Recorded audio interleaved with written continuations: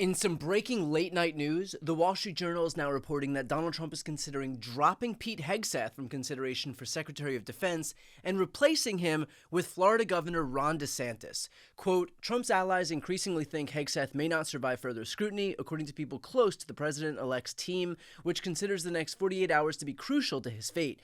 Hegseth has been dogged by numerous accusations of misconduct. Last week, it was revealed by the New York Times that his own mother had accused him of being abusive towards women. Quote, the mother of Pete Hegseth, President-elect Donald J. Trump's pick for Secretary of Defense, wrote him an email in 2018 saying he had routinely mistreated women for years and displayed a lack of character. Quote, on behalf of all the women, and I know it's many, you have abused in some way, I say, get some help and take an honest look at yourself, Penelope Hegseth wrote, stating that she still loved him. She also wrote, I have no respect for any man that belittles, lies, cheats, sleeps around, and uses women for his own power and ego. You are that man and have been for years, and as your mother, it pains me and embarrasses me to say that, but it is the sad, sad truth.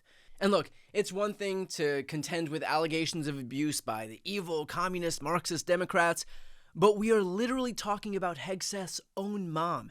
And it managed to get worse from there. NBC News reported today that Hegseth drank in ways that concerned his colleagues at Fox News, according to 10 current and former Fox employees.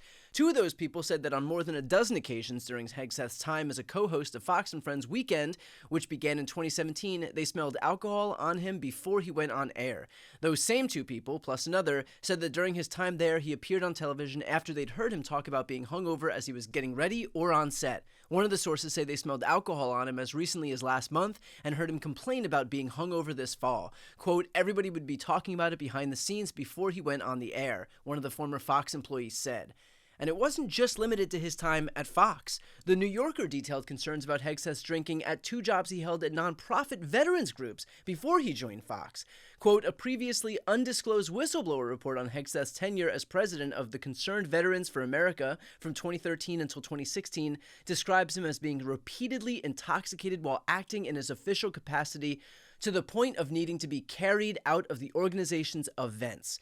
So look, I get that Donald Trump wants his central casting, made-for-TV cabinet secretaries, but perhaps having someone who is perpetually intoxicated and abusive towards women isn't exactly worth the squeeze here. Just, for starters. And it seems that some Republicans might agree. Earlier today, it was reported by NBC News that as many as 6 Republican senators, perhaps more, are currently not comfortable supporting Hegseth's bid to lead the Pentagon as new revelations about his past continue to be made public. 3 Republican sources with direct knowledge of his nomination process said.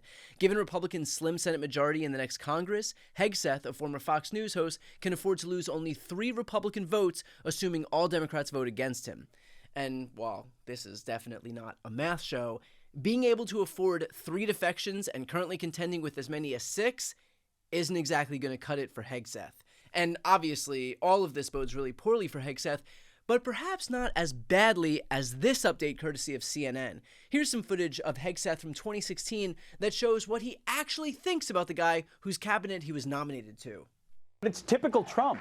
All bluster, very little substance.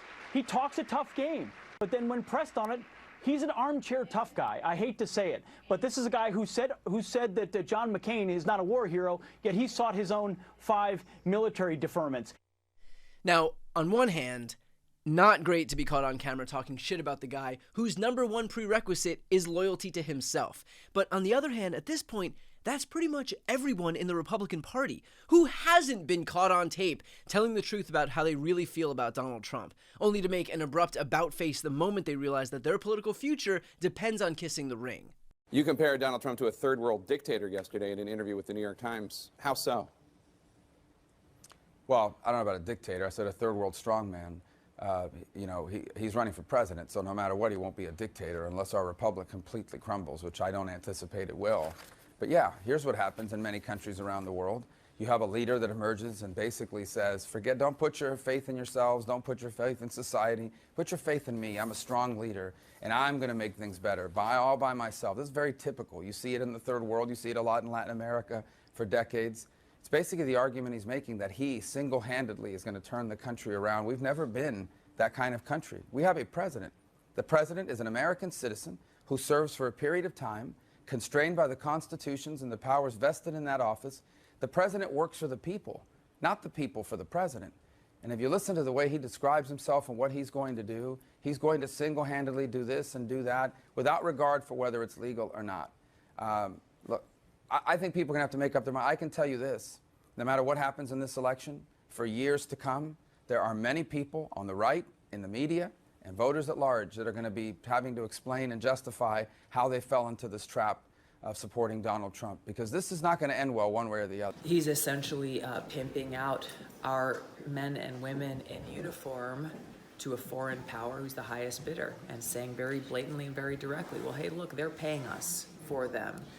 He is unfit to be our commander-in-chief, and what he is doing is dishonoring the service and the sacrifice that every single one of these service members is doing for our country, and the service and sacrifice that their loved ones and their family members go through. In a way, it's almost better for Trump to staff his cabinet and surround himself with former opponents, because it shows the extent to which these people are so willing to sell out for the guy, that even when they know better, even when they're fully aware of who he is and what he's done and his character, still he's got so much power over them that he can turn even his most vocal opponents into the most servile, pathetic, obsequious, groveling sycophants you could find.